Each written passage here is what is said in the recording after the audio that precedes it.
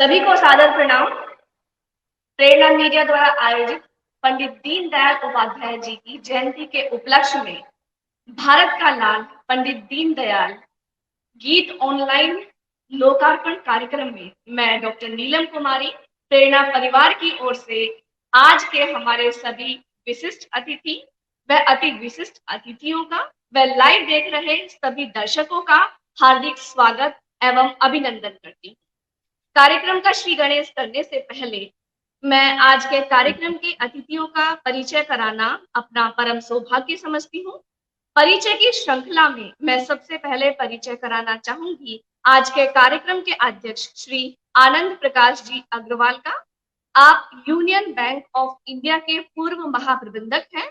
आप विद्या भारती संस्थान मेरठ और विश्व संवाद केंद्र मेरठ के भी अध्यक्ष हैं।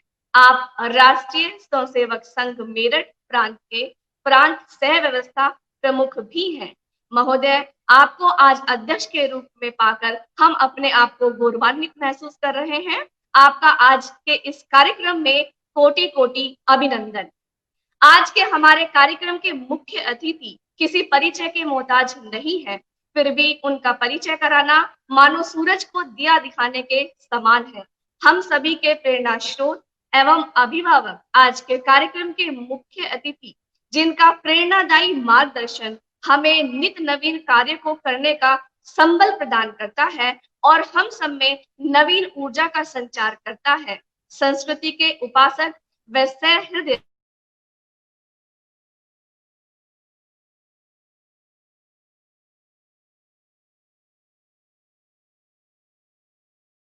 से आज ये कार्यक्रम होना। शंकर जी भाई साहब, आप वर्ष 1970 में राष्ट्रीय संघ के संपर्क में आए।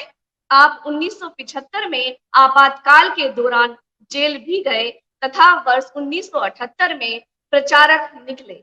आपने समाजशास्त्र विषय में परास्नातक की डिग्री प्राप्त की है तथा मेरठ में वर्ष 2004 तक जिला प्रचारक रहने के उपरांत 2012 तक लखनऊ में प्रांत प्रचारक रहे हैं। आप केशव संवाद पत्रिका के संपादक भी हैं। आपका केंद्र प्रेरणा मीडिया संस्था नोएडा में है। आज के इस कार्यक्रम में आपका हार्दिक स्वागत एवं अभिनंदन।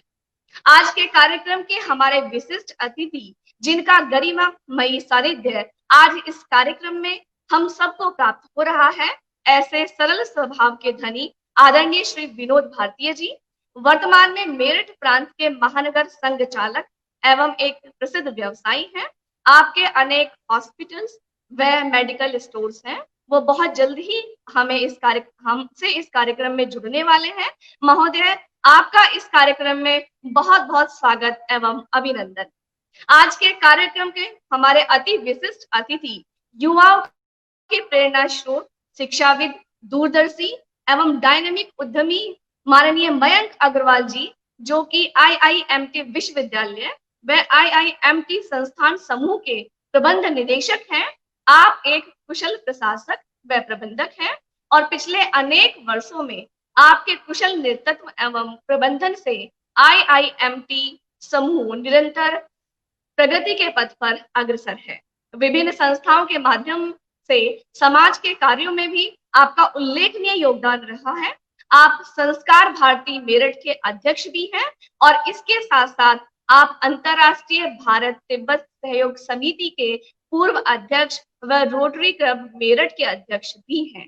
आप प्रसिद्ध समाज सेवी होने के नाते गरीब परिवार की लड़कियों की शादी कराने व निशुल्क चिकित्सा शिविर लगाकर समाज सेवा में महत्वपूर्ण भूमिका निभाते हैं। आपके द्वारा Great Britain, America, Australia, Saudi Arab, Sri Lanka, Indonesia, Nepal जैसे अनेक देशों की यात्राएं भी की हैं। आपको best personality young entrepreneur award से भी सम्मानित किया गया है तथा आपको वर्ष 2018 में AIATF द्वारा ब्रेवरी अवार्ड से भी सम्मानित किया जा चुका है। महोदय, आपका आज के इस कार्यक्रम में बहुत बहुत स्वागत एवं अभिनंदन। और आज अपनी सुरीली आवाज और अंदाज से इस कार्यक्रम की शोभा बढ़ा रही हमारी आदरणीय नीता गुप्ता जी, जिन्होंने पंडित दीनदयाल उपाध्याय जी की जयंती को अपने सुरीले गीत के माध्यम से चिरस्थायी बनाया है। देश की मिट्टी में रची बसी राष्ट्र सेवा व लोक संस्कृति की संवाहक प्रख्यात लोक गायिका आदरणीय नीता गुप्ता जी का हम सभी हार्दिक स्वागत एवं अभिनंदन करते हैं। प्रत्येक संगीत प्रेमी आपके नाम से भली भांति परिचित है। आपने शास्त्रीय संगीत में स्नातक व परास्नातक की डिग्री प्राप्त की है। आप फिल्म सेंसर बोर्ड नई दिल्ली की पूर्व अध्यक्ष हैं। संस्कार भारती मेरठ महानगर की उपाध्यक्ष भी हैं। महिला अग्र चेतना परिषद मेरठ की संस्थापक सचिव रह चुकी हैं और लर्निंग पॉइंट एक प्रयास सामाजिक संस्था की संस्थापक सचिव भी रह चुकी हैं। आप दर्पण नामक मासिक पत्रिका लेडीज क्लब मेरठ की सह संपादक भी हैं और आप वर्तमान में भारतीय जनता पार्टी की सांस्कृतिक प्रकोष्ठ की क्षेत्रीय संयोजिका भी हैं। आपको स्वच्छता एम्बेसडर नगर निगम मेरठ, बाधिर कल्याण अवार्ड 2017, प्रेरणा media award 2016, film media award 2012 व सांसद श्रीमती हेमा मालिनी जी के कर कमलों से पंडित दीनदयाल उपाध्याय अवार्ड से सम्मानित किया जा चुका है। आपने अनेक कार्यक्रमों में सांस्कृतिक संगीत की उत्कृष्ट प्रस्तुति देकर न केवल लोक संगीत को जीवित रखा है बल्कि भारत की धरोहर को सहेजने का पुनीत कार्य भी किया है, जिसमें प्रमुख हैं ताज महोत्सव आगरा, पंडित दीनदयाल जन्म शताब्दी महोत्सव फराह मथुरा, विश्व बंधुत्व दिवस ताल कटोरा स्टेडियम दिल्ली और क्रांति दिवस पर विशेष प्रस्तुति। उपरोक्त के अतिरिक्त जिला प्रशासन मेरठ द्वारा आयोजित अनेक कार्यक्रम में जैसे बेटी बचाओ बेटी पढ़ाओ, पर्यावरण संरक्षण, वृक्षारोपण, शौचालय निर्माण, स्वच्छता विषय पर नृत्य नाटिका की प्रस्तुति द्वारा समाज जागरण अभियान में आपकी महत्वपूर्ण भूमिका रही है। आपका आज इस कार्यक्रम में बहुत बहुत स्वागत एवं अभिनंदन है। और आज आपके गीत के माध्यम से ही भारत के एक महान पुरोधा की जयंती का कार्यक्रम हम मनाने जा रहे हैं। यह हमारे लिए, संपूर्ण प्रेरणा परिवार के लिए बड़े सौभाग्य की बात है। वैसे तो पंडित दीनदयाल जी का व्यक्तित्व व कृतित्व इतना विराट एवं विशाल है कि उसमें उन्हें शब्दों में परिभाषित नहीं किया जा सकता। फिर भी मैं अपने शब्दों के माध्यम से पंडित दीनदयाल उपाध्याय जी के चरित्र पर कुछ प्रकाश डालना चाहूंगी।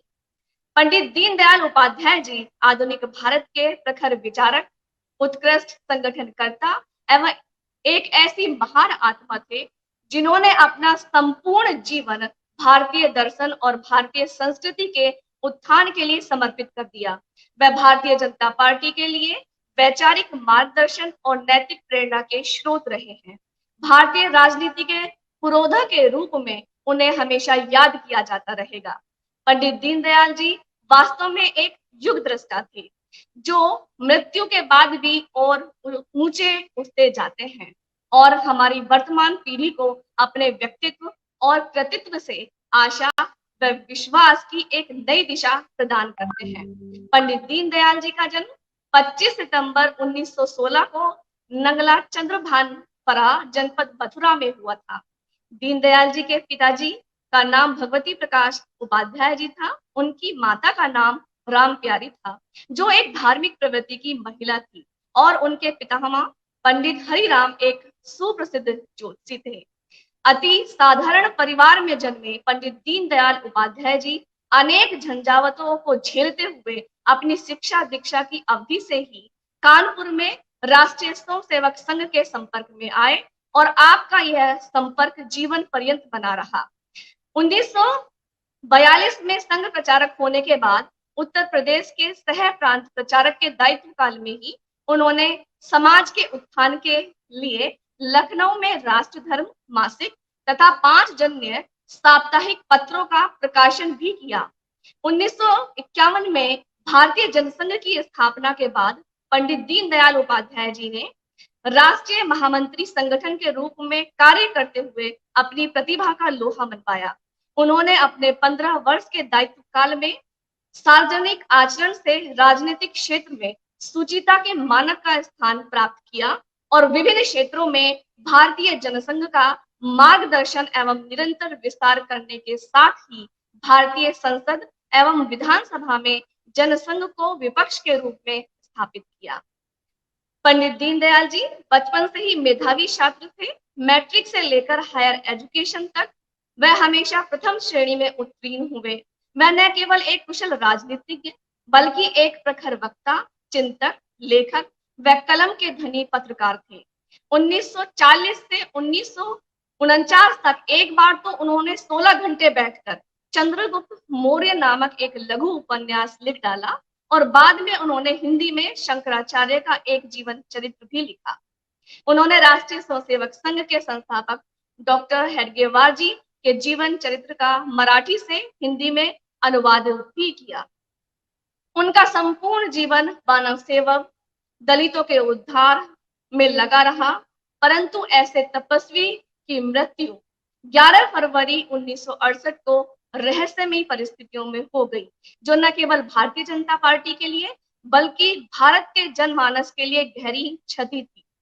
पंडित दीनदयाल जी एक ऐसे महान ऋषि व महान आत्मा थे जिनकी मृत्यु के बाद भी उनकी क्षति को पूरा कर पाना बहुत असंभव है। उनकी मृत्यु पर उनके उत्तराधिकारी बने श्री अटल बिहारी वाजपेयी जी ने कहा कि एक दीपक बुझ गया है और चारों ओर अंधकार है। श्री उपाध्याय दूरदृष्टि वाले और संपूर्ण देश का विचार करने वाले थे। वे मौलिक विचारक, कुशल संगठनकर्ता और सबको साथ लेकर चलने में प्रवीण थे। जनसंघ को बनाने का श्रेय उन्हीं को जाता है। भारत के गृह मंत्री श्री चौहान ने उनको एक आदर्श भारतीय, राष्ट्रीय स्वयंसेवक संघ के तत्कालीन सह कार्यवाह श्री बाला साहब देवरस ने उन्हें आदर्श स्वयंसेवक व श्री हिरेन मुखर्जी ने उन्हें अजात शत्रु और आचार्य कृपलानी ने उन्हें दैवीय गुण संपन्न व्यक्ति के विशेषण से उनका वर्णन करते हुए उनको विनम्र श्रद्धांजलि दी है। दधीची की भांति उन्होंने देश की सेवा में अपनी हड्डियां लगा दी। ऐसे थे पंडित दीनदयाल उपाध्याय जी। पंडित दीनदयाल उपाध्याय जी का जीवन वास्तव में अनुकरणीय है और उनका व्यक्तित्व न केवल श्रद्धेय है बल्कि आदर्श की एक मिसाल है। वर्तमान भारत उनके दिखाए गए मार्ग पर चलकर विश्व गुरु की उपाधि को प्राप्त कर सकता है। यह चुनौती हमें आज स्वीकार करनी है और पूर्ण प्रतिबद्धता, समर्पण, शक्ति व आशा के साथ इस दिशा में आगे बढ़ना है। देश दीर्घकाल तक उनके अभाव को अनुभव करता रहेगा और सदा उनको स्मरण करता रहेगा।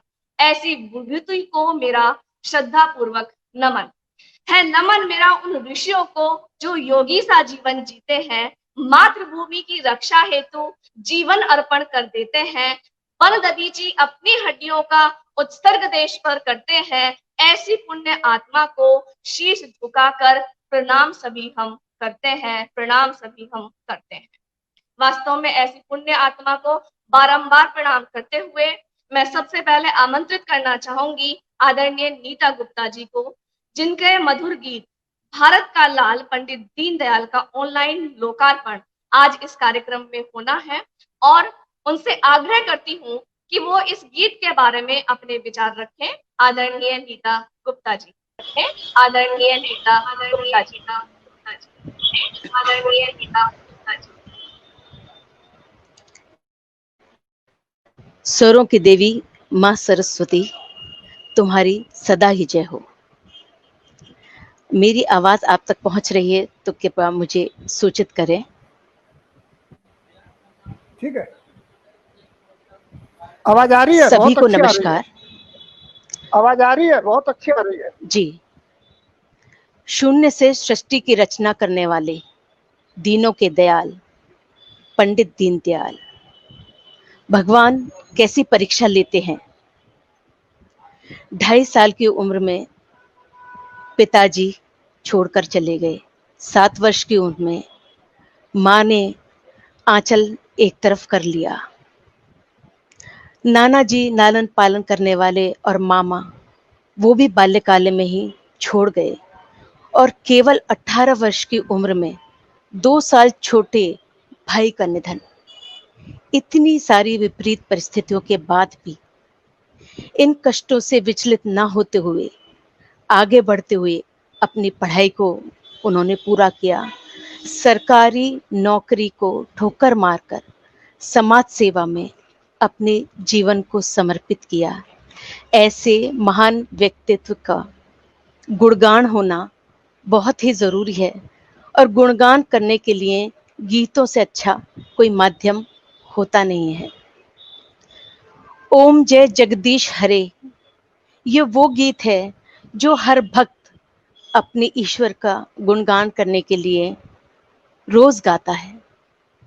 सरफरोशी की तमन्ना आज अपने दिल में है, देखना है जोर कितना बाजुए कातिल में है। यही वो गीत है जिसको गाते हुए अनेक क्रांतिकारी हंसते हंसते सूली पर चढ़ गए।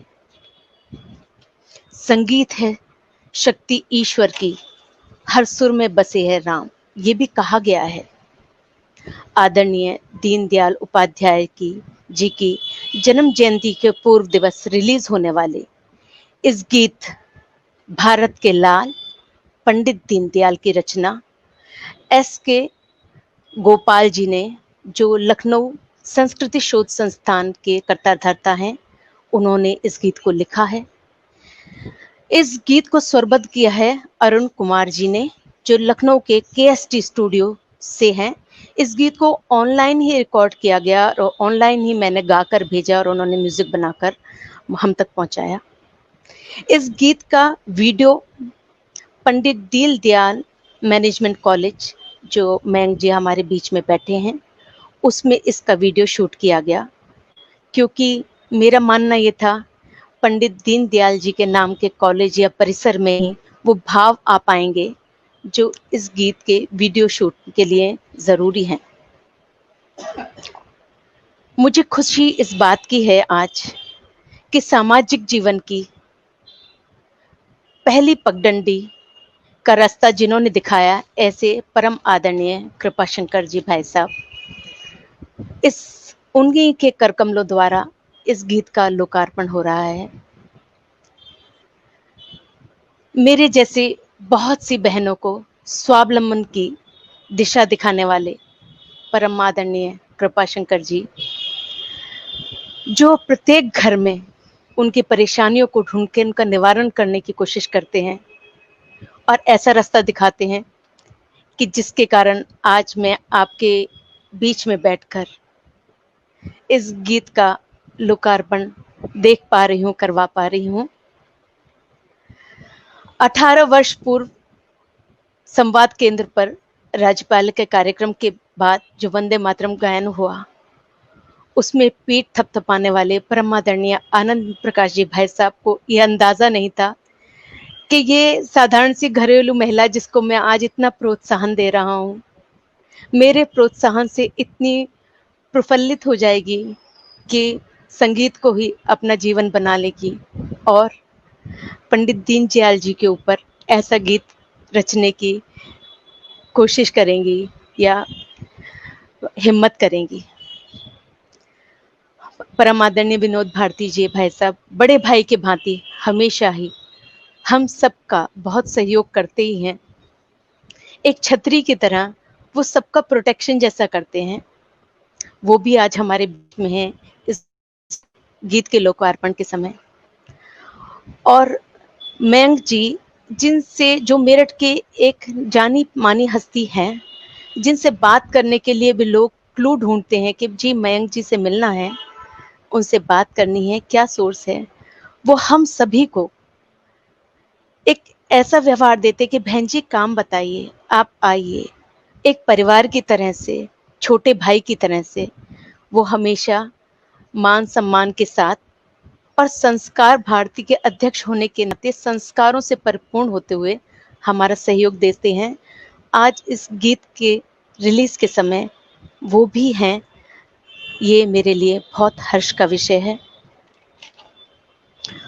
कुशल संचालन कर रही मेरी बहन नीलम जी, आपके बिना ये कार्यक्रम संभव नहीं था। केवल 2 घंटे के नोटिस पे इस कार्यक्रम की रचना हुई। एक ऐसा व्यक्ति चाहिए था जो बिना किसी इंतजार के तुरंत काम करने में कुशल हो, पारंगत हो। लिस्ट ढूंढी तो सबसे ऊपर आपका नाम था। आपका बहुत बड़ा योगदान है इस कार्यक्रम को सफल बनाने में। और कुछ चेहरे पर्दे के पीछे रहकर काम करते हैं, ऐसे मेरे भाई राजेश पुंडीर जी, जो सब टेक्निकल एस्पेक्ट हर कार्यक्रम की संभालते हैं। उनकी भी मैं बहुत बहुत आभारी हूँ। आप सभी से मैं हाथ जोड़कर बहुत धन्यवाद के साथ कहती हूँ कि पंडित दीनदयाल जी के ऊपर लिखे, संगीतबद्ध किए और गाए इस गीत को आपके द्वारा आज ऑन एयर होने के बाद बहुत से लोग देखेंगे, सुनेंगे। बहुत बहुत धन्यवाद। बहुत बहुत बहुत धन्यवाद बहुत नीता जी। धन्यवाद। आपने अपने सुरीली आवाज से, सुरीली वाणी से न केवल पंडित दीनदयाल जी के व्यक्तित्व कृतित्व पर प्रकाश डाला, बल्कि अपने गीत के माध्यम से आज इस कार्यक्रम को, जो कि पंडित दीनदयाल जी की जयंती की पूर्व संध्या पर हो रहा है, उसे इस कार्यक्रम का हिस्सा बनाकर वास्तव में आपने उनकी जयंती को और भी सार्थक बना दिया है। मैं अब कार्यक्रम की श्रृंखला में सबसे पहले निवेदन करना चाहूंगी हमारे आज के विशिष्ट अतिथि श्री विनोद भारती जी से कि वो आगे इस कार्यक्रम में अपना मार्गदर्शन हमें प्रदान करें। आदरणीय विनोद भारती जी।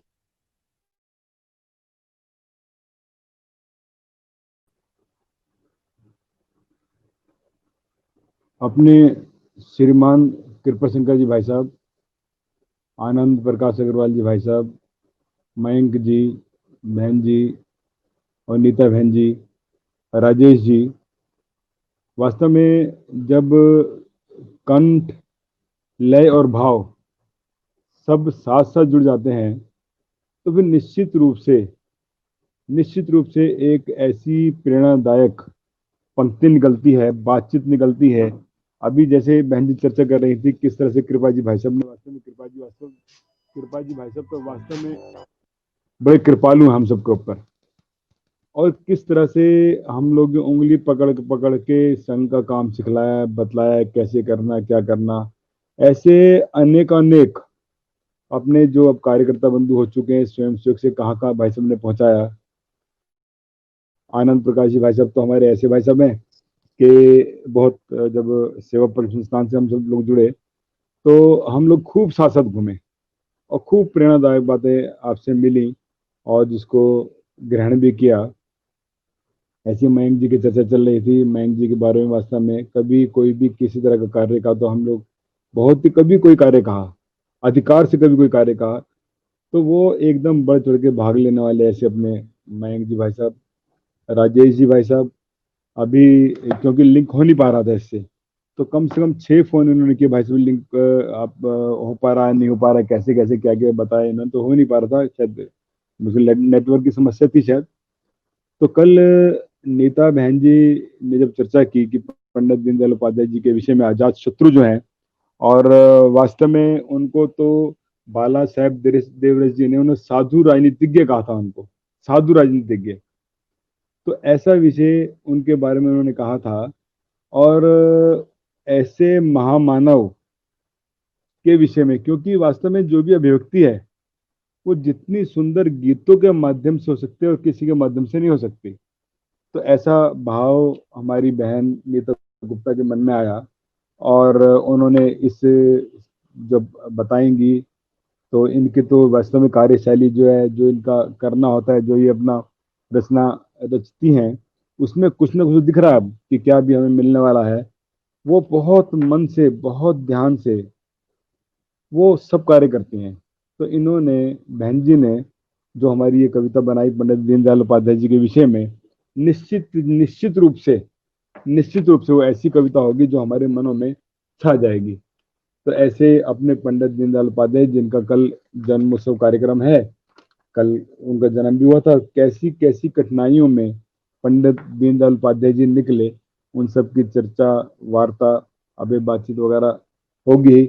एक प्रसंग तो उनका है ही कि जब उनको राजनीति में भेजा तो उन्होंने परम पूज्य गुरु जी से कहा कि गुरु जी मेरा तो मन ही नहीं लग रहा भाजपा इसके जनसंघ के अंदर, राजनीति के अंदर मेरा मन नहीं लग रहा।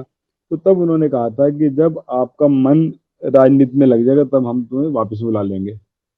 अब देखे ना, एक छोटी सी बातचीत में कितनी बड़ी बातचीत परम पूज्य संचालक जी कर गए। तो कहने का भाव यह है कि ऐसे महामानव के विषय में ये जो कविता बनाई जा रही है, अपना बहन जी को, नीता बहन जी को बहुत बहुत बहुत साधुवाद। और कृपा जी भाई साहब की प्रेरणा से, जो कृपा भाई साहब जी की प्रेरणा मिली है, उससे आप और आगे जाएं, ये मेरी शुभकामनाएं भी और बड़े भाई होने के नाते आशीर्वाद भी।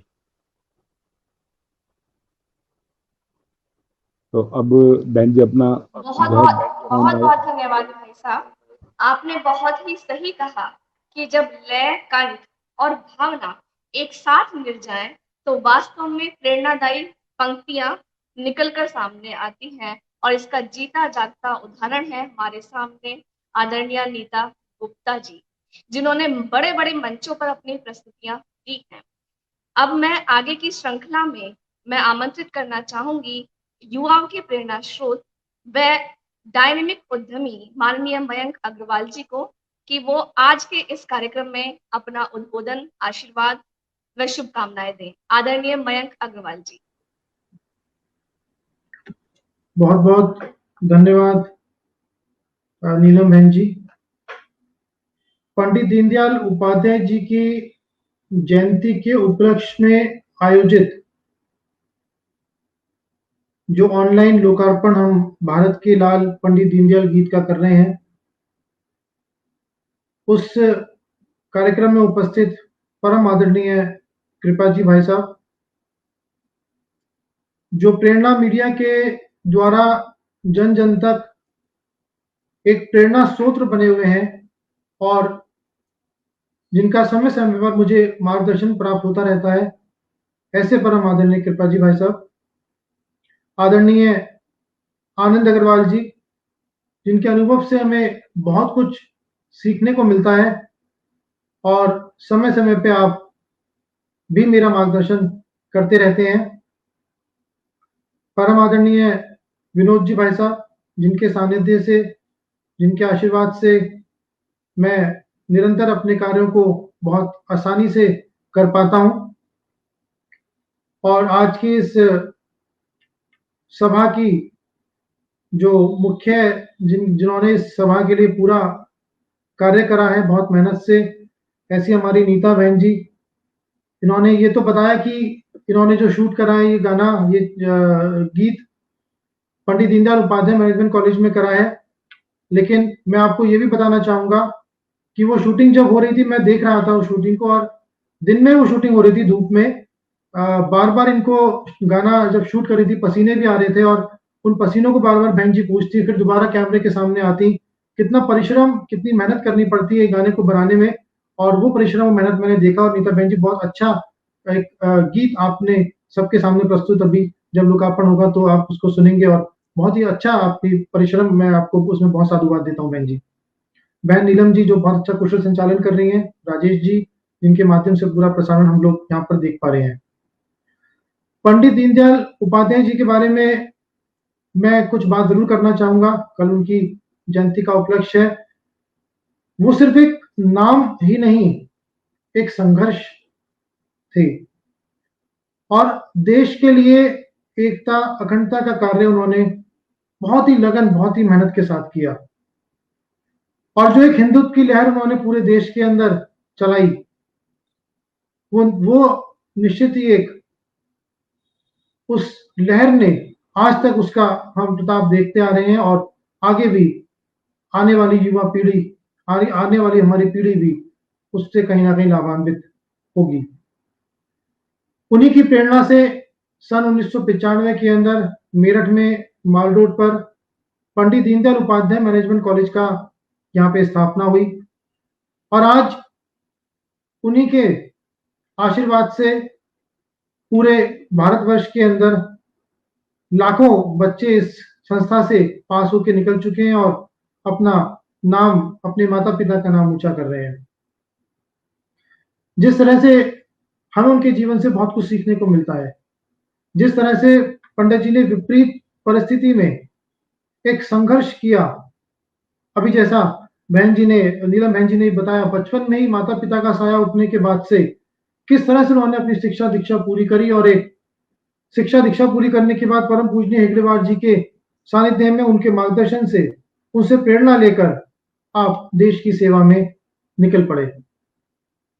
चाहे वो आरएसएस हो या वो जनसंघ हो, उसके माध्यम से आपने देश को एक नई ऊंचाई प्रदान करी। आदरणीय दीनदयाल जी एक साधारण और बहुत सौम्य स्वभाव के व्यक्ति थे। उन्होंने अपनी कलम को अपनी ताकत बनाया और उससे लाखों लोगों तक अपने लेखों द्वारा एक जन जन के अंदर एक नई क्रांति का संचार किया, और जनसंघ के अंदर भी उन्होंने एक राजनीति को एक नई जगह दिलाई। हमें उनके आदर्शों पर चलना चाहिए और हमारी आने वाली पीढ़ी को उनसे प्रेरणा लेते हुए, उनसे सीखते हुए इस देश को आगे बढ़ाना चाहिए। आज इस अवसर पर हम इस गीत का, भारत के लाल पंडित दीनदयाल गीत का लोकार्पण करने जा रहे हैं। मैं नीता बहन जी को इस बात की बहुत बहुत शुभकामनाएं, अग्रिम बहुत बहुत बधाई देता हूं, और निश्चित ये गीत एक बहुत अच्छा गीत जो हमारे युवाओं को प्रेरित करेगा, मैं ऐसा मानता हूं होगा। और मैं IMT रेडियो के माध्यम से भी कल, क्योंकि अब लोकार्पण हो जाएगा, कल इस गीत का प्रसारण हम पूरे दिन IMT रेडियो पर करेंगे, ऐसा भी मैं पूरा प्रयास करूंगा। मैं पुनः एक बार आपको नीता बहन जी बहुत बहुत शुभकामनाएं, बहुत बहुत बधाई। बहुत ही सरल शब्दों में पंडित दीनदयाल जी के जीवन पर प्रकाश डाला, तो तथा साथ ही साथ हम सबको अपनी शुभकामनाएं भी प्रेषित की। अब जिस स्वर्णिम घड़ी का हम सबको इंतजार है, हम उसके लिए प्रतीक्षारत हैं। आज जिस गीत भारत का लाल पंडित दीनदयाल ऑनलाइन लोकार्पण कार्यक्रम के लिए हम सब यहाँ पर उपस्थित हुए हैं, मैं आमंत्रित करना चाहूंगी हमारे आज के मुख्य अतिथि महोदय आदरणीय कृपाशंकर भाई साहब जी को, जिनके कर कमलों द्वारा आज इस गीत का लोकार्पण होना है, कि वो इस गीत का लोकार्पण करें और हम सबको अनुग्रहित करें। आदरणीय श्री कृपाशंकर भाई साहब जी। नीता जी बहुत बहुत बधाई आपको। अभी हम सब लोग संगीत को सुनेंगे, उसका आनंद लेंगे, उस गीत का भी आनंद लेंगे।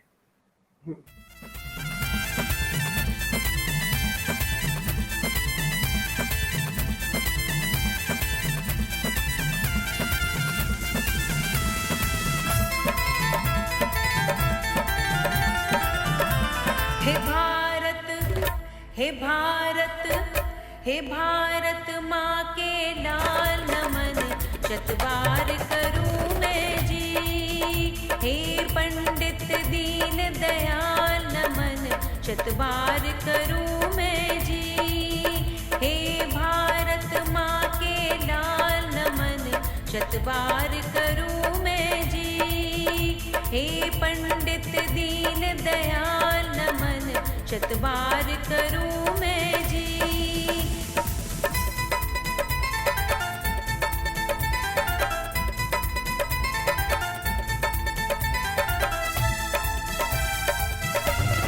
राष्ट्र धर्म जागे भारत में, राह दिखाई तूने। स्वाभिमान की पुण्य पताका है लहराई तूने। एकात्मवाद चिंतन कर तूने मानववाद सिखाया। भटकी राजनीति को अंत्योदय का पथ समझाया। हे लोकतंत्र के बाल नमन शतबार करूँ मैं जी। हे पंडित दीन दयाल नमन शतबार करूँ मैं जी।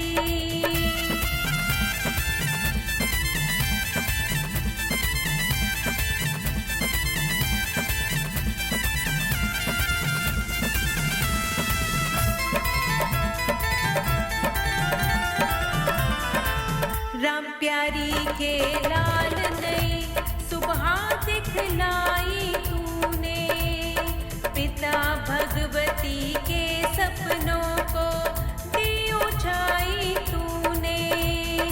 दीनों से तुम जुड़े रहे, पतितों को दिया सहारा, कुंठित शोषित वंचित जन को दीन दयाल था प्यारा। हे दीनों के सरताज नमन, शतबार करूं मैं जी। हे पंडित दीन दयाल नमन, शतबार करूं मैं जी। हे भारत माँ के लाल नमन, शतबार करूं मैं जी। हे पंडित दीन दयाल नमन, शतबार करूं मैं जी। हे भारत माँ के लाल नमन, शतबार करूं मैं जी। बहुत बहुत धन्यवाद मीता जी, और बहुत बहुत शुभकामनाएं इस बहुत ही सुरीले गीत के लिए। आपने अपने मधुर गीत के माध्यम से पंडित दीनदयाल जी की संपूर्ण संघर्ष गाथा को एक सुर में पिरो दिया। और कहा जाता है कि जहां न पहुंचे रवि वहां पहुंचे कवि। आपकी कविता के माध्यम से, इस गीत के माध्यम से पूरी संघर्ष गाथा को आपने बहुत ही सुंदर एवं सौम्य तरीके से एक सुर में पिरोने का कार्य किया है। आप संपूर्ण महिला शक्ति के लिए महिला शक्ति की सशक्त हस्ताक्षर है, और आपकी जो जीवन यात्रा है वो वास्तव में हम सभी महिलाओं के लिए अनुकरणीय है। आपको पुनः हार्दिक बधाई एवं शुभकामनाएं। प्रेरणा परिवार हमेशा आपके साथ है, और प्रेरणा परिवार की तरफ से भी मैं आपको बहुत बहुत शुभकामनाएं प्रेषित करती हूँ। और इसी आग्रह के साथ मैं चलना चाहूंगी हमारे आज के मुख्य अतिथि महोदय आदरणीय श्री कृपा शंकर जी भाई साहब के पास, कि वो आप भी अपने आशीर्वचनों से आज के इस कार्यक्रम की शोभा बढ़ाए हैं और इस कार्यक्रम में अपना उद्बोधन दें। आदरणीय श्री कृपा। धन्यवाद नीलम जी। आशीर्वाद के लिए तो माननीय आनंद प्रकाश जी हैं यहाँ। मैं ये सोच रहा था कि आखिर बोलना क्या है, इतना सब बोल दिया है, और पांचों जो लोग बैठे हैं वो वास्तव में ही अलग अलग विधाओं के हस्ताक्षर हैं। माननीय आनंद प्रकाश जी हैं तो मुझे ध्यान है कि यूनियन बैंक के महाप्रबंधक रहे, संपूर्ण देश का उन्होंने दौरा किया है, और उस दौरे के पश्चात जब अवकाश लेकर के वापस आए, मेरठ में आए, और उनके प्रवास का, उनके कार्य का, उनके कर्तव्य का राष्ट्रीय स्वयंसेवक संघ के लिए भी बड़ा लाभ मिला। लेकिन उन सबसे ज्यादा लाभ तो वास्तव में मुझे मिला कि वो बातों ही बातों में कितनी बातें सिखा देते थे, कितनी चर्चा कर देते थे, और अंदाज भी नहीं आता था। मैं बाद में जाकर के सोचता था कि उन्होंने ऐसी बात बोली थी तो इसको और कैसे गति हम दे सकते हैं। इसलिए मैं महानगर प्रचारक भी रहा, विभाग प्रचारक भी रहा, प्रांत का प्रचार प्रमुख भी रहा, तो तीनों समय पर वो मेरा मार्गदर्शन करते थे, और इसलिए आज भी सौभाग्य है कि उनका मार्गदर्शन हम सबको मिलेगा। विनोद भारती जी को देख करके तो आनंद आता ही है, मेरा बड़ा पुराना रिश्ता नाता है, और हाथ छोड़कर स्कूटर चलाना ये विनोद जी से सीखना पड़ता है, और टेढ़ी गर्दन करके और मोबाइल पर बात करते रहना घंटों और स्कूटर चलाते रहना, तो बड़े व्यक्तित्व के धनी है। व्यापार, उनके चिकित्सा क्षेत्र, ये तो सब हम जानते ही हैं। इतना बड़ा काम उन्होंने स्वयं अपने बल पर खड़ा किया है, और अब संघ के महानगर संघ चालक है। दूसरे मयंक जी, तो मैं कभी कभी सोचता हूँ मयंक जी को देखकर, जब 7-8 में पढ़ते थे, वो एक सरल मृदुभाषी, थोड़ा शर्मिला भी नौजवान बन जाएगा आगे चल करके, इतना व्यक्तित्व के धनी, एक ऐसा संस्थान जिसमें बहुत बड़ी संख्या में और युवाओं को मार्गदर्शन हो रहा है और देशभक्ति से ओतप्रोत ऐसे युवा उनके संस्थान से निकल रहे हैं। बहन नीता जी ने तो बोला ही है, अब कैसे संगीत के माध्यम से और वक्तृत्व कला के द्वारा भी उन्होंने कितने गजब की प्रस्तुति की है। और वास्तव में उनका व्यक्तित्व तो इतना अच्छा है, इसमें बहुत बड़ा योगदान तो उनकी दोनों बेटियों का है। बड़ी बेटी ने बीटेक किया, आजकल सर्विस कर रही है। छोटी बेटी ने लॉ किया पूना से, वो भी अब सर्विस कर रही है। तो बेटियां भी कैसे कैसे बताती थी। ये ठीक है कि नीता जी ने भी बड़ा परिश्रम किया है। इंटर के बाद, शादी के बाद, बच्चों के बाद उन्होंने बीए किया है संगीत में और फिर एक संस्थान शुरू कर दिया। तो उनका अपना व्यक्तित्व है। मुझे लगता है कि उनकी दोनों बेटियों का भी बड़ा योगदान है। दूसरा, नीलम जी वास्तव में तो वक्तृत्व शैली की बड़ी धनी है। वो 3 विषयों में एमए किया, 2 विषयों में पीएचडी किया, हमारी केशव संवाद पत्रिका की भी, और वो कई अंकों की संपादक रही हैं, संपादकीय टोली में है। वो स्वयं में ही एक व्यक्तित्व की बहुत बड़ी धनी है। एक उनके बारे में एक मैंने पढ़ा था कि खेत से लेकर विश्वविद्यालय तक, तो पहले मेरी समझ में नहीं आया। जब आप सबको उनका वो मिलेगा तो फिर बहुत आनंद आएगा। आप सब भी पढ़ेंगे कभी भविष्य में, जब भी उनकी वो पुस्तक आएगी, कि खेत में काम करते करते एक लड़की कैसे विश्वविद्यालय तक पहुंच जाती है, इतने विषयों में पीएचडी और एमए करती है। और सब लोगों ने देखा ही होगा, हमारे मयंक जी ने और इन्होंने तो वहां देखा ही होगा गौतम बुद्ध विश्वविद्यालय में। इसलिए दोनों ने इतना अच्छा विषय रखा है, तो मैं सोच रहा हूँ आखिर मैं बोलूं क्या, मेरे पास तो बचा ही नहीं है। नीलम जी वक्तृत्व शैली की इतनी धनी है कि उनके जन्म से लेकर और कर्तृत्व तक सारा विषय रखा है, और नीता जी ने संगीत के माध्यम से रखा है। इसलिए मैं सोच रहा था कि मेरे पास कुछ बचा नहीं है, फिर भी क्योंकि नीलम जी ने कहा है तो उनकी आज्ञा का पालन करना, क्योंकि जो संचालक होता है उसकी आज्ञा का पालन करना ही पड़ता है। इसलिए जब वो जिला प्रचारक होकर के और गोला में गए, लखीमपुर जिले में, तो एक हलवाई की दुकान थी। उस हलवाई की दुकान पर वो रात को जब हलवाई बंद कर जाता था अपनी दुकान को 11 बजे के आसपास, तो 11 बजे के बाद जाकर उसके फट्टे को साफ करके रात को वहीं सोते थे और सुबह 4 बजे उठकर शाखा के जन जागरण के लिए वो जाते थे। दिन भर भोजन, संघ के कार्य में कहीं भोजन तो था नहीं, आज की जैसी व्यवस्था तो थी नहीं। तो भोजन के लिए क्या करते थे, तो एक उसी बगल वाली दुकान से वो चने खरीदते थे और उन चनों को 2 दिन 3 दिन चलाते थे। अर्थात चने खाकर अपनी जीवन यात्रा को लगातार सक्रिय रखते थे। रात को आकर उनकी दुकान के फट्टे पर आकर सो जाते थे। माने इससे हम अनुमान कर सकते हैं। और दूसरा उदाहरण है, जब वो सह प्रांत प्रचारक बने, तो सह प्रांत प्रचारक बनने के बाद उनको बाल कटाने होते थे।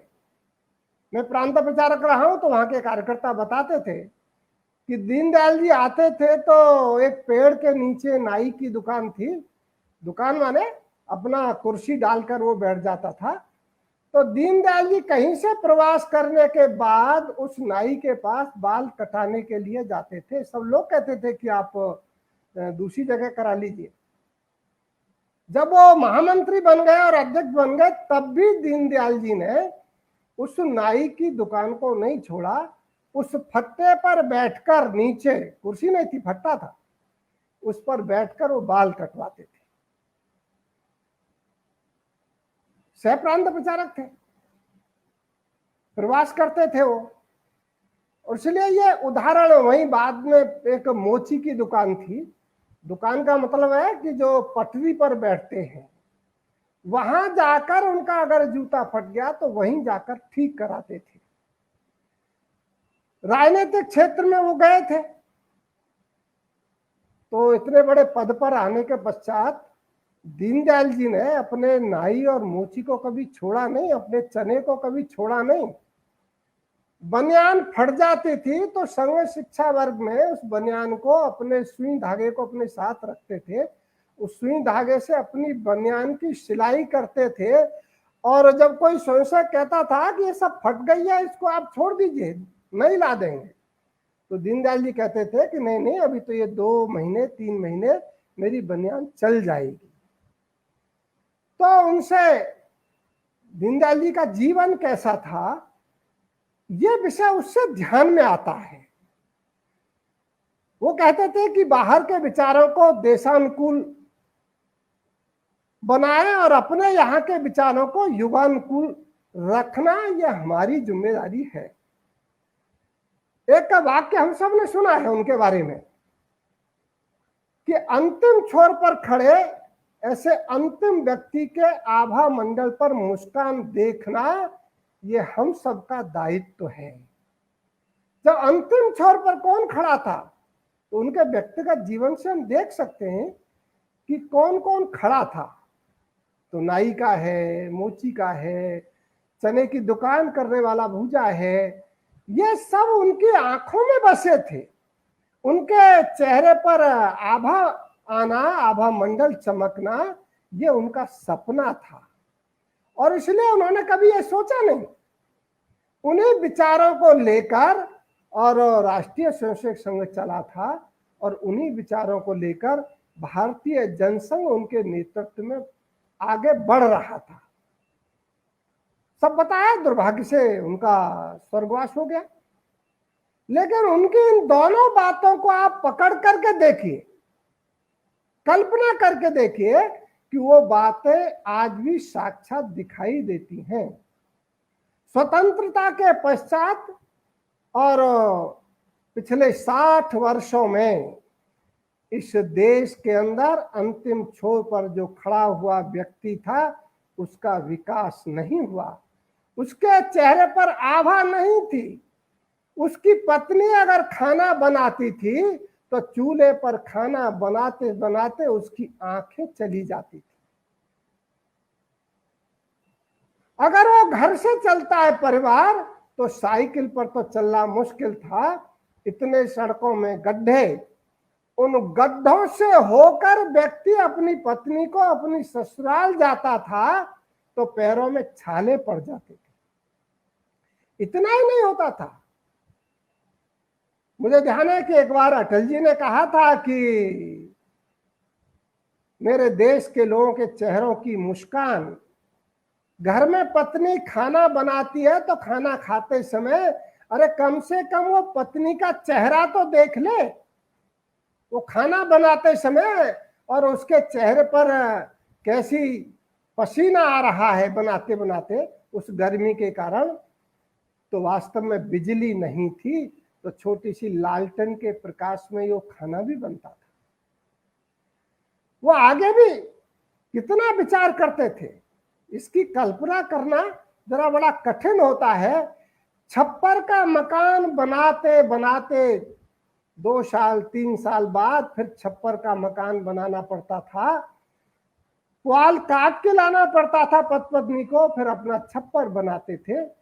बरसात के समय, आंधी के समय अगर छप्पर उड़ गया तो जीना मुश्किल हो जाता था, दोबारा छप्पर बनाते थे। कोई कल्पना नहीं कर सकता था। शौच के लिए इंतजार करना पड़ता था उस गरीब आदमी को कि उस महिला को रात कब होगी तो तब उसको शौच के लिए जाना पड़ेगा। जरा हम कल्पना करके तो देखें, धुएं से आंखें चली जाती थी। सामाजिक सम्मान की तो बात ही छोड़ दीजिए, समरसता की बात छोड़ दीजिए। हमको ध्यान है कि सामाजिक समरसता की जब बात करते हैं तो संघ में जब जाते हैं और लोगों से पूछते हैं, मेरे एक मित्र हैं और मेरठ में रहते हैं, हम ऐसे सब जानते हैं, आनंद प्रकाश जी ने तो उंगली पकड़ के उनको खूब सिखाया भी है। उनके बारे में जाति पूछते थे लोग, चुनाव होता था तो वो अपने नाम के पीछे सिंह लिखते थे, तो कहते थे उनको भेज दीजिए, बहुत अच्छा भाषण देते हैं। बाद में सेवा बस्तियों से डिमांड आने लगी कि उनको हमारे यहाँ भाषण के लिए भेजिए, हमारे यहाँ कार्यक्रम में उनको भेजिए, क्योंकि वो उनकी जाति के थे, सेवा बस्ती के थे। ये बात कई वर्षों के बाद लोगों को पता चली कि संघ में आते आते कभी किसी को पता तक नहीं चला कि वो हरिजन जाति के हैं, वो अनुसूचित जाति के हैं, क्योंकि संघ में पूछा ही नहीं जाता है। दीनदयाल जी उसी अखाड़े के संरक्षक थे कि वहां पर हम कभी विचार नहीं करते, हम सब भारत माता के पुत्र हैं, हम सब हिंदू हैं, यही संस्कार शाखा पर दिखाया जाता था। मैंने इसलिए नाम लिया मेरठ का, क्योंकि उस बस्ती में थे, कोई कल्पना नहीं कर सकता था, हमारे संरक्षक भी नहीं जानते थे।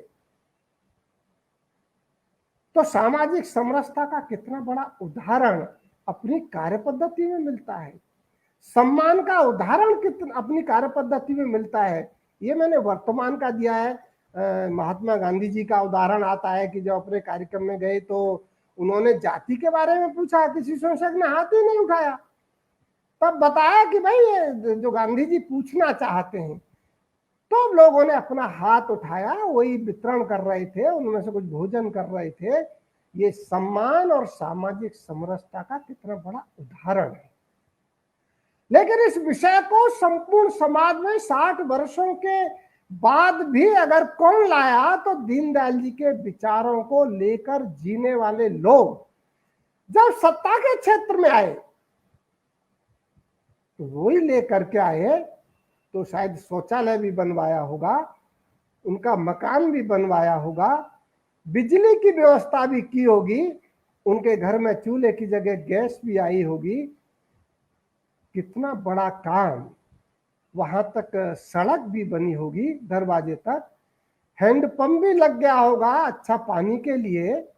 तो ये जो संस्कार था, दीनदयाल जी का जो सपना था कि अंतिम किनारे जो खड़ा है उसके चेहरे की मुस्कान, आप सबने देखा होगा कि टेलीविजन पर जब पूछा जाता है कि आपका ये मकान बनने के बाद कैसा लग रहा है, घर में बिजली आ गई तो कैसा लग रहा है आपको, आपके घर में शौचालय आ गया, तो महिला उस खुशी में मुस्कुराते मुस्कुराते आंखों से आंसू निकलने लगते हैं कि हमने कभी कल्पना नहीं की थी कि हम भी शौच अपने घर में बने हुए शौचालय में जाएंगे। कैसा सम्मान का स्वाभिमान खड़ा कर दिया। तो आज की नौजवान लड़की, और वो कहती है कि अगर उसके घर में शौचालय नहीं है तो मैं शादी नहीं करूंगी। ये स्वयंवर की याद दिलाती है कि लड़की स्वयंवर होता था तो लड़की माला डालती थी, अर्थात वर का निर्णय वो लड़की करती थी। इस कालखंड में और ये सारा परिदृश्य एक 7-8 वर्षों में, संघ तो एक लंबे समय से लगा था। दीनदयाल जी के उन विचारों को साकार होते हुए जब दीनदयाल जी की आत्मा देखती होगी तो शायद इससे बड़ी प्रसन्नता उनके अनुयायियों से लेकर के संपूर्ण देश तक, समाज तक, मुझे लगता है कि इससे बड़ी कोई और प्रसन्नता नहीं हो सकती। दीनदयाल जी कहते थे कि एक राष्ट्र हमारा प्रधान विचार है। आजकल एक राष्ट्र की बात आ रही है, एक विचार की बात आ रही है, देश के अंदर चर्चा होती है, एक विधान, एक संविधान, एक राष्ट्र। शायद वो सपना भी दीनदयाल जी का आज साकार हो रहा है। कार्य कराना हमारा लक्ष्य है। कार्य के बारे में कहते थे कि ये सब जो एक राष्ट्र का सपना है, इस कार्य को करना ये हमारा लक्ष्य है, इसके लिए जीवन खपाना है हमको, संपूर्ण जीवन इस काम के लिए लगा दें। क्योंकि जब वो लखनऊ के अंदर पांजन ने और राष्ट्र धर्म शुरू किया तो हम सब जानते हैं, हम सब ने सुना है कि वो ईंट को कपड़ा रखकर, अंगोछा रखकर उसको अपना तकिया बनाते थे और उसी पर सो जाते थे कार्यालय में, उसी को अपना बिछौना बना लेते थे। राजनीति में जाने के बाद भी वो विचार बंद नहीं हुआ, वो कल्पना समाप्त नहीं हुई। और इसलिए फिर दीनदयाल जी आगे कहते हैं कि मन, बुद्धि, आत्मा और शरीर, इन चारों का मनुष्य में रहना आवश्यक है। इन चारों के लिए ही दीनदयाल जी ने संपूर्ण जीवन उसी काम के लिए लगा दिया। उस अथाह गरीबी में से आकर और कानपुर से उन्होंने एमए किया, आगरा से एमए किया, कानपुर से बीए किया। ये सब शिक्षा लेने के बाद संपूर्ण जीवन उसी विचार के लिए अंतिम छोर पर जो खड़ा हुआ व्यक्ति है उसके चेहरे की मुस्कान के लिए उन्होंने लगा दिया। इन चारों को अलग अलग करके विचार नहीं किया जा सकता। इसको सामूहिक विचार करना है तो उनके विचारों पर चलने वाले लोग, अपना जीवन लगाने वाले लोग, मैं इन दोनों बहनों को देखता हूं कि इन दोनों बहनों का जीवन उसी आधार पर, उसी दिशा में चल रहा है। नीता जी के बारे में तो सब लोग जानते हैं, शायद नीलम जी के बारे में आनंद प्रकाश जी और विनोद जी शायद नहीं जानते होंगे, अन्य लोग भी नहीं जानते होंगे कि कैसी गांव की साधना से निकलने वाली लड़की और विश्वविद्यालय तक पहुंच जाती है। तो ऐसे विचारों पर चलने वाले लोग, उन विचारों के आधार पर आगे बढ़ने वाले लोग, ये दीनदयाल जी के विचारों को लेकर परम वैभवन्नेत में तत्स्वराष्ट्रम, इस राष्ट्र को हम परम वैभव पर ले जाएंगे। ये संकल्प हम सबका जगना चाहिए। इतनी बात कहकर आप सबने मुझे इस पर अवसर दिया और इन दोनों बहनों को मैं बहुत बहुत बधाई देता हूं और आनंद प्रकाश जी का सानिध्य सदा बना रहे ऐसे प्रभु से प्रार्थना करता हूं। और मेरे दोनों मित्र विनोद जी और मयंक जी ये ऐसे प्रतिभावान हैं कि नई नई प्रतिभा इनके संसर्ग में आने से आगे बढ़ेगी। इतनी बात कहकर मैं अपनी वाणी को विराम देता हूं। सभी को प्रणाम।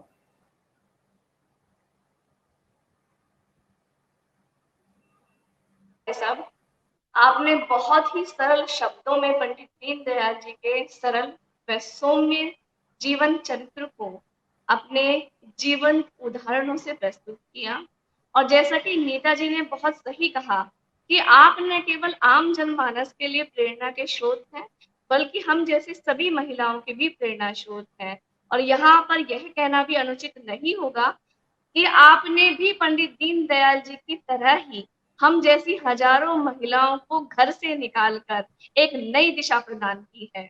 आपका उद्बोधन हमेशा हम सभी में नवीन ऊर्जा का संचार करता है। आपका बहुत बहुत आभार और धन्यवाद। अब मैं निवेदन करना चाहूंगी अध्यक्ष उद्बोधन के लिए आज के कार्यक्रम के अध्यक्ष माननीय आनंद प्रकाश जी अग्रवाल को कि वो अपना अध्यक्ष उद्बोधन देकर हम सबको अनुग्रहित करें, हम सबका मार्गदर्शन करें और हम सभी को आशीर्वचन दें। आदरणीय आनंद प्रकाश अग्रवाल जी। माननीय श्रद्धेय श्री कृपा शंकर जी, विनोद जी, मयंक जी, नीलम जी, नीता जी, राजेश जी, मेरे ख्याल से कोई बात कहने को रह नहीं गई है। मैं तो इतने कह सकता हूं कि मैं संघ का स्वयंसेवक 1944 से हूं, 44, और 94 में जब मैं रिटायर होके आया मेरठ में, मुझे नहीं पता, इससे पहले मैं कृपा शंकर जी से कभी मिला भी नहीं था। इन्होंने कहाँ से मुझे पकड़ लिया आके घर पे, 5-7 दिन ही हुए थे रिटायरमेंट को और ये चले आए। अरे भाई कैसे, क्या मामला है? कहने के अब काम में लग जाइए। मैंने कहा अभी तो रिटायर हो गया हूँ, कुछ दिन आराम तो कर लूं। लेकिन कृपा शंकर जी कहाँ किसी को छोड़ने वाले हैं। इन्होंने तब से पकड़ा तो पकड़ ही रखा है। ऐसा उनकी ऐसी पकड़ है कि जो ढीली नहीं होती कभी भी। और फिर जब उनके साथ में लगी गए और उन्होंने संवाद केंद्र की यहाँ स्थापना की मेरठ में, तो मैं नहीं समझ पाता हूँ कि कितने यंग लोगों को उन्होंने जोड़ा उसमें, और विशेष रूप से महिलाओं को। नेताजी भी उसमें से एक है। इतने कार्यक्रम खड़े कर दिए वहां पे कि संवाद केंद्र पे रोजाना कोई ना कोई गतिविधि चलती ही थी। ऐसा कोई दिन जाता नहीं था कि कोई गतिविधि वहां ना हो रही हो, और इतने लोगों को वहां खड़ा कर दिया उन्होंने। मैं उनके प्रति श्रद्धा पूर्वक नमन भी करता हूँ और भगवान से प्रार्थना भी करता हूँ कि वो देश को कहीं का कहीं लेके जाए। इनके बारे में आज दीनदयाल जी के बारे में चर्चा हो रही है। मुझे याद है 1950 में, मैं कांडला का रहने वाला हूँ, अब जिला शामली हो गया है वहां पे हम इंटरमीडिएट में पढ़ते थे, तब माननीय दीनदयाल जी का आगमन वहां हुआ था और कार्यालय पे बैठ के घंटों उनसे चर्चा वार्ता रही थी और ऐसा लगता था कि भाई ये कितने सीधे साधे से व्यक्ति हैं, कैसे काम वो करते होंगे और कैसे लोगों को आगे बढ़ाते होंगे। लेकिन अपने जीवन में आखिर तक देखा कि वो व्यक्ति कर्तव्य के धनी और अंत्योदय का ध्यान करते थे। अंतिम जो व्यक्ति है लाइन में खड़ा हुआ, उसका भी भला हो, ऐसा वो सोचते थे। ऐसा उन्होंने प्रेरणा सबको दी। विनोद भारती जी तो आनंद विनोद से ही काम करते चले जाते हैं सब। मेरा नाम आनंद है, उनका विनोद है, बस आनंद विनोद से ही सारे काम आगे बढ़ जाते हैं। मयंक जी बहुत ही धीर गंभीर व्यक्तित्व के धनी हैं और सारे काम ऐसा करते हैं, जिस काम में लगते हैं उस काम को पूरा ही करके छोड़ते हैं। नीता जी उन कृपा शंकर जी की कृपा से आज इस स्थान पे हैं और वो अकेली महिला नहीं है। यहाँ मेरठ में कितनी ही महिलाएं ऐसी हैं जो आज भी कृपा शंकर जी को यहाँ याद करती हैं, महज इसलिए कि उनका केवल एक ही ख्याल रहता था कि सब लोगों को आगे बढ़ाओ, आगे बढ़ाओ, आगे बढ़ाओ। नीलम जी का धन्यवाद, राजेश जी का धन्यवाद। और मुझे ये सौभाग्य प्राप्त हुआ कि मैं सानिध्य प्राप्त कर सका आप लोगों का। आप सब लोगों का बहुत बहुत धन्यवाद। बहुत बहुत धन्यवाद भाई साहब। आपने बहुत ही सूक्ष्म शब्दों में न केवल हम सभी का मार्गदर्शन किया, बल्कि सभी का धन्यवाद ज्ञापित भी किया। अब मैं प्रेरणा परिवार की ओर से भी, हाँ, आज के इस कार्यक्रम के हमारे माननीय अध्यक्ष आनंद प्रकाश अग्रवाल जी का, हमारे आज के अतिथि विनोद भारती जी का, और आज के हमारे विशिष्ट अतिथि महोदय श्री मयंक अग्रवाल जी का, और आज के हमारे मुख्य अतिथि महोदय आदरणीय श्री कृपा शंकर भाई साहब जी का, और आज जिनकी वजह से, जिनके कारण से यह कार्यक्रम संपन्न हुआ है, ऐसी हमारी आदरणीय नीता गुप्ता जी का हृदय की तल की गहराइयों से हार्दिक आभार एवं धन्यवाद अर्पण करती हूँ। और कहना चाहूंगी कि निशब्द हूं मैं क्या कहूं, निशब्द हूं मैं क्या कहूं, आप सबका हृदय से आभार, आप सबका प्यार और आशीर्वाद ही मेरी प्रेरणा का मात्र आधार, मेरी प्रेरणा का मात्र आधार। आप सभी का पुनः धन्यवाद एवं आभार। और आप सभी से निवेदन है कि कार्यक्रम को समापन की ओर ले जाते हुए अब कल्याण मंत्र होगा, तो आप सभी से निवेदन है कि आप सभी कल्याण मंत्र को मन मन में दोहराएं और इस कार्यक्रम की समाप्ति का आदेश मैं आदरणीय कृपा शंकर भाई साहब जी से चाहूंगी। सर्वे भवन्तु सुखिनः, सर्वे सन्तु निरामया, सर्वे भद्राणि पश्यन्तु, मा कश्चित् दुःखभाग् भवेत्। ओम शांति शांति शांति। सभी का बहुत बहुत धन्यवाद। और नीता जी, आपको बहुत बहुत शुभकामनाएं।